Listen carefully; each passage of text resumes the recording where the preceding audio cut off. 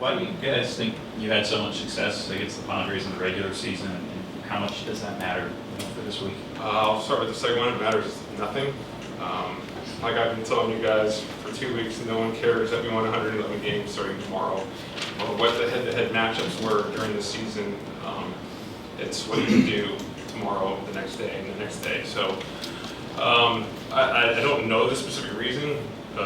I think we just played really good baseball from start to finish this year. And when you play against your division rivals, not just the Padres, the Giants, everyone in the division, you've got to play a little bit better because you know you can gain ground real fast in those situations. So I don't know that there's a rhyme or reason for why we played so well, but it needs to continue tomorrow. Did some group of you guys get together to watch the game last night? And if so, how big was the group? We had a team dinner last night, actually. It was a good time, but the game was on, yes. I left before it ended, but I heard about it. Did everybody show up, or most everybody? Yeah, everyone was there, yep. Okay, they go far right over here. Where was the dinner? The Palm. All right. It's over with, we can do that. It was a good time. And I guess you won't know until you're on the field tomorrow, but having won the World Series at this point, do you anticipate postseason feeling any different for you? Yeah, the excitement's already there. It doesn't feel like you've been playing baseball for 7 months when you get on that field tomorrow. Nothing hurts, you're not tired.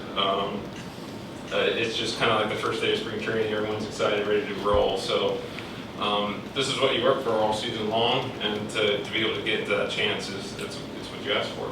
Yeah, I asked you this the other day, but what is it about the way this lineup is constructed that makes it difficult to handle in October? Yeah, I think it's the way we work pitchers.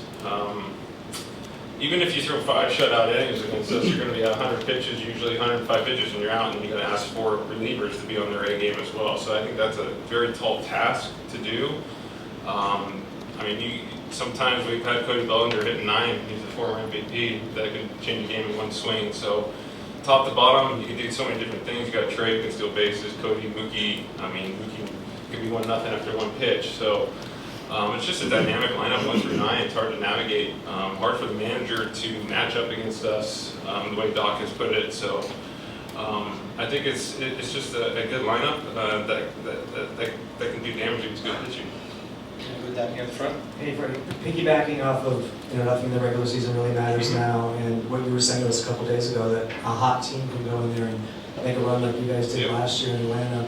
So how is there, if any, way to stop that, to kind of quiet that hot team? Is it getting out to a big start offensively? Is it a pitcher kind of shutting down early innings? What do you think you can do to stop a hot team? Yeah, I mean, I don't think anybody in this room picked the Padres to beat the Mets, so they're playing good baseball. They've been playing good baseball to get there. So we know they got a lot of momentum coming off of that. So we got to go out there and strike first. And I don't know, anybody been announced on game 1 or game has been?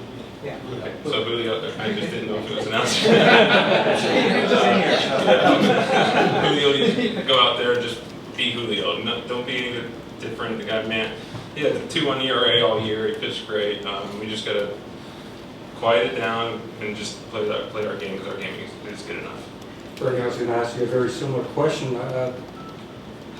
What makes teams like the Padres and your Braves last year, when they come off a series like that, so dangerous? No one picked, like last year, no one picked us to win anything, so it's really, there's no pressure. You just got to go out there and play the game. So I think when you have that mentality, you go out there and you have nothing to lose, and everyone just talks about the other team, so it's kind of easy to go out there and just play your game, and I think that kind of helps. But when you've got a team that you've been playing against for so long, and they know how good we are, and we know they're a really good team.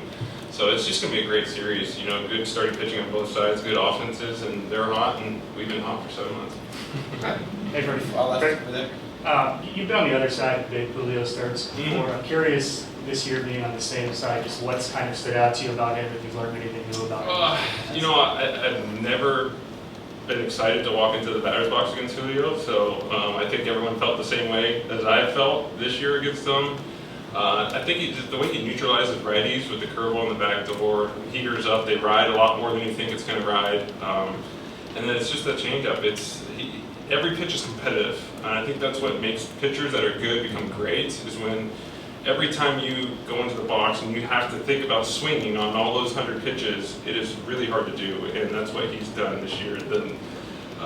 The least amount of non-competitive pitches you can throw in a game, that's what makes you become like Jacob deGrom. Jacob deGrom is, every pitch is competitive.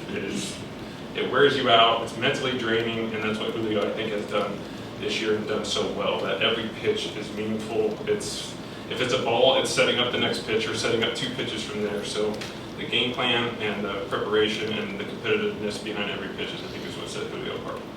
You're gonna go far right? Since you guys were all in the room together last night, what was the real-time reaction to Buck having Westbrook checked? It got a little louder in the room, but yeah, it was just a good time. It was just, we had it on, it was quiet, and everyone was just kind of hanging out, having a good time, good team dinner, but it did get a little bit louder during that part. Anything else for Fred? Okay, thanks, Fred. All right.